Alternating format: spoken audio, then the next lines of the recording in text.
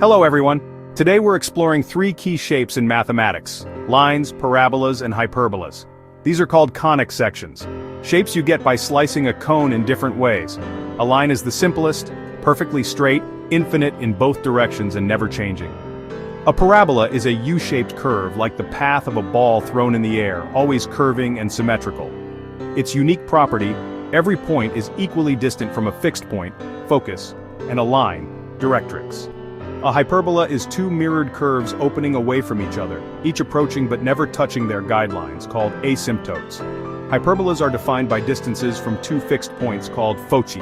So, lines are straight, parabolas curve in a single arc, and hyperbolas split into two branches. Each has its own rules and patterns, which we'll explore next. Understanding these differences is the first step to mastering their behavior in math. Let's dive in. Now let's see how to write equations for these shapes. A line's equation is y equals sine mx plus b, where m is the slope and b is the y-intercept. For example, y equals sine 2x plus 3 means a slope of 2 and a y-intercept at 3. Parabolas use y equals sine x2 plus bx plus c. The x2 term creates the curve. If a is positive, it opens up; if negative, down. For instance, y equals sine x2 is a basic upward parabola. Hyperbolas look like x2 a2 y2 b2 equals sine 1.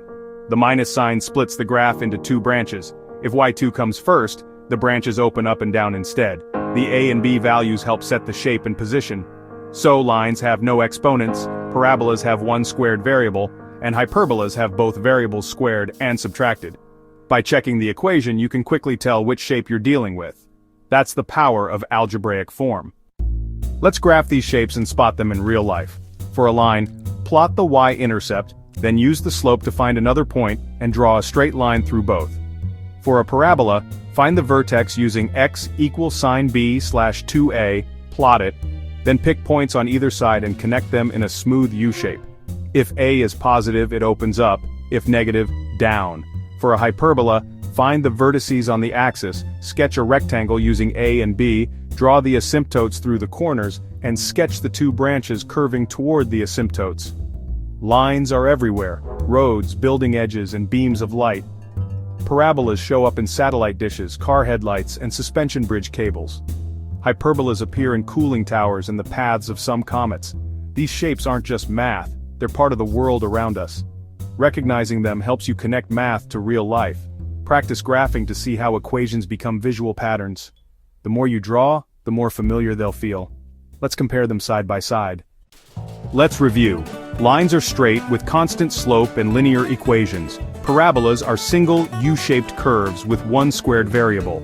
Hyperbolas are two mirrored curves with both variables squared and a subtraction sign.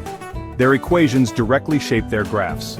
Practice by graphing y equals sine x plus 4, line y equals sine x2 1 parabola, and x2 y2 equals sine 1 hyperbola. Plotting points and sketching curves builds intuition. Look for these shapes in math problems and in the world like the arc of a fountain or the shape of a bridge cable. Connecting equations to real objects makes math meaningful. Keep exploring, drawing, and experimenting with their equations.